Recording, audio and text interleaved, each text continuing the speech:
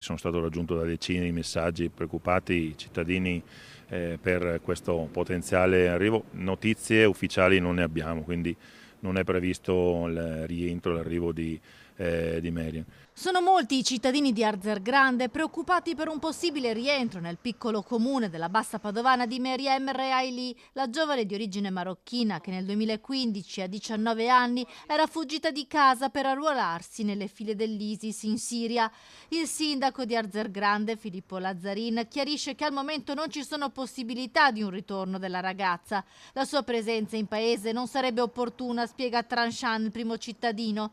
Da qualche anno dopo la caduta del califfato, Meriem, oggi 29enne e madre di 2 bambini, vive in un campo profughi siriano. Il padre, Redouane Reaili, ha rivolto un appello perché la figlia possa rientrare in Italia insieme ai suoi piccoli, avuti con il marito, sposato in Siria, un miliziano di origine palestinese, morto in battaglia. Il nostro no è quello di una comunità comunque accogliente, però di persone per bene, regolari, che soprattutto non hanno una condanna pendente.